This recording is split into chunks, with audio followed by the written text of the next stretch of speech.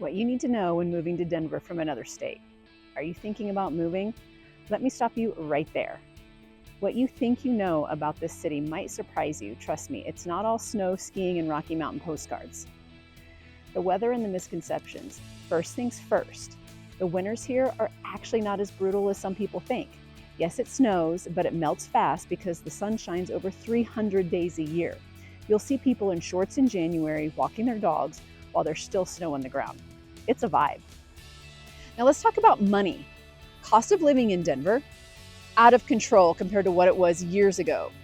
Housing prices especially have skyrocketed. The average home price here is way above the national average. But here's the twist. Rents are actually trending down right now for the first time in years. But that actually gives a little bit of breathing room to renters. And when you buy here, you're buying into the Denver lifestyle. We're talking Red Rocks concerts, catching a Rockies game at Coors Field, grabbing a craft beer at one of the hundreds of breweries. This city has staples you really can't find anywhere else. It's not cheap, but you're paying for access to an outdoor urban blend that's pretty hard to beat. You want to talk population and market shifts? Here's what most people don't know. People are actually leaving Denver in droves right now. Between the high cost of living, traffic headaches, and even folks cashing out their equity, we've seen a real outflow. But at the same time, the housing market is still competitive because Denver keeps attracting new people every year. Remote workers, young professionals, and families who want that balance of city plus the outdoors are still coming in. And let's be real, the love-hate relationship with Californians and Texas is alive and well. I can joke about it because I'm one of them.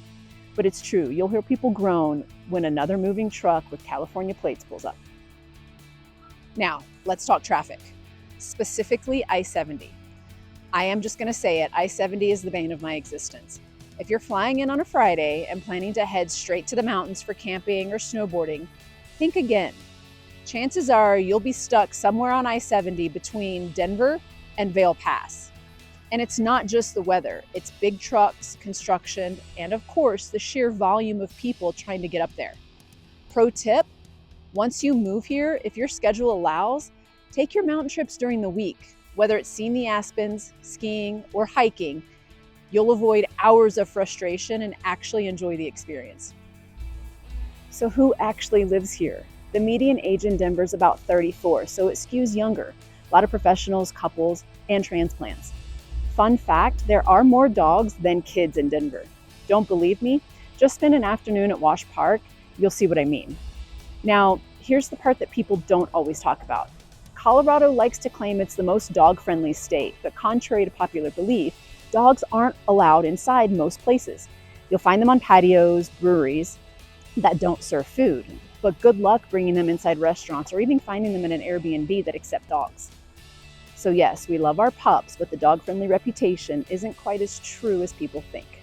The vibe in Denver is laid back, outdoorsy, and community-driven. You'll find tons of breweries, dog-friendly patios, and weekend warriors heading up to the mountains every Friday. But at the same time, it's a growing city, so you get those urban perks, concerts, sports, food, and culture.